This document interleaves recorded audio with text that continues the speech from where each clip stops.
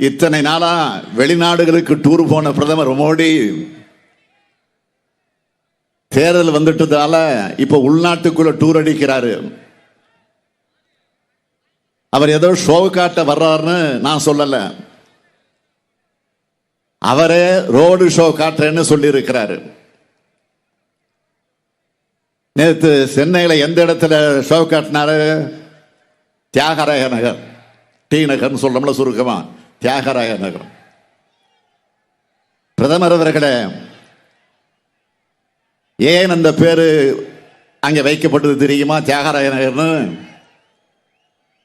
நீதி கட்சி தலைவர் தியாகராயர் சவுந்தரபாண்டியனார் பேர்ல இருக்க பாண்டி பஜார் பனகலரசர் பேர்ல இருக்கிற பூங்கான்னு திராவிட கோட்டமாக இருக்கிற இடத்துல உங்க ஷோ காட்டினா எடுபடுவான்?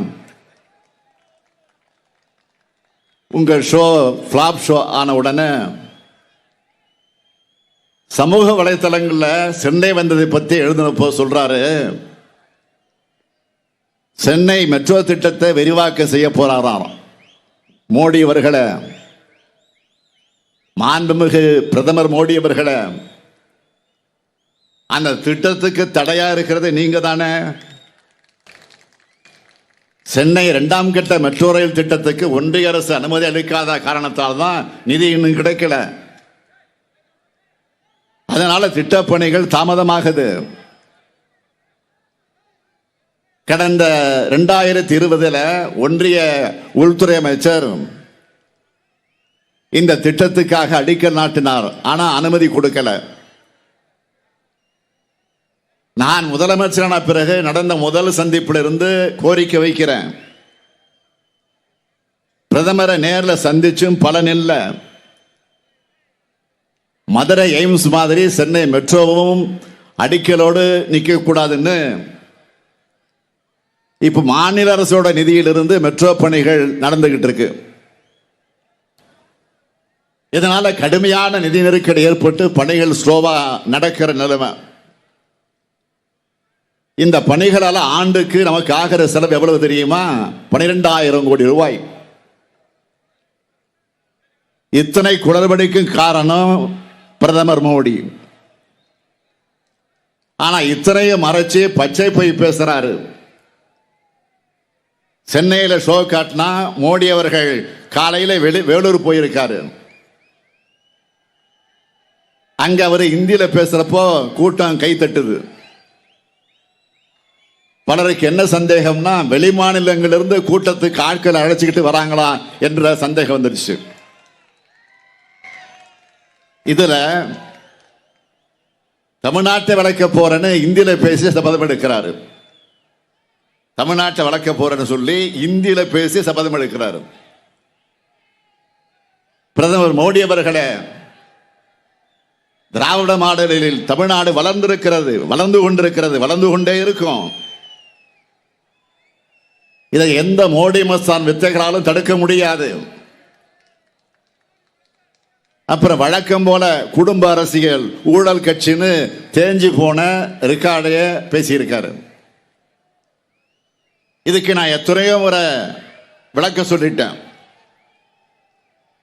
உண்மையா ஊழலுக்கு ஒரு யூனிவர்சிட்டி கட்டி அதுக்கு ஒருத்தரை வேந்தரா நியமிக்கணும்னா அதுக்கு பொருத்தமான நபர் இந்தியாவிலே மோடியை விட்டால் வேற யாரும் கிடையாது. ஏன்னா ஊழல்ல சட்டபூர்வமாக்கின சாதனையாளர் மோடி தான்.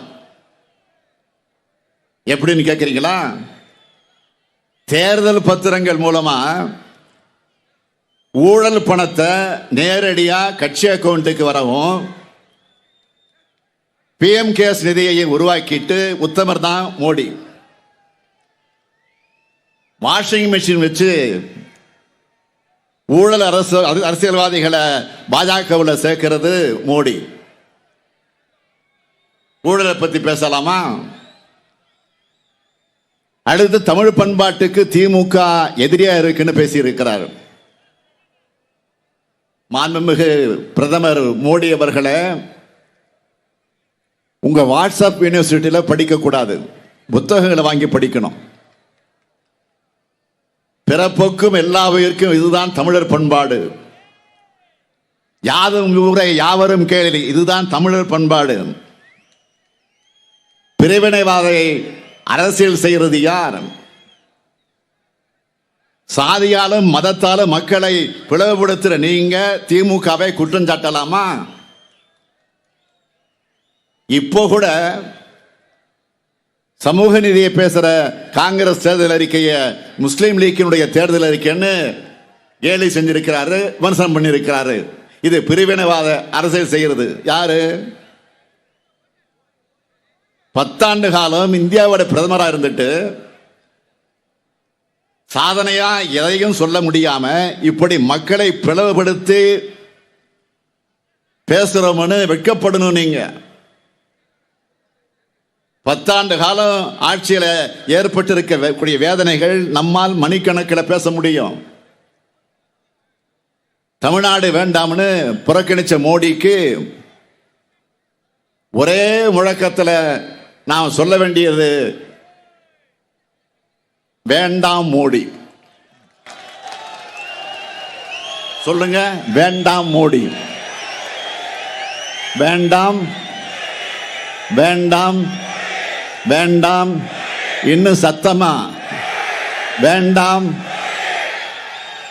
தெற்கிலிருந்து வரக்கூடிய இந்த குரல் இந்தியா முழுக்க கேட்கட்டும்.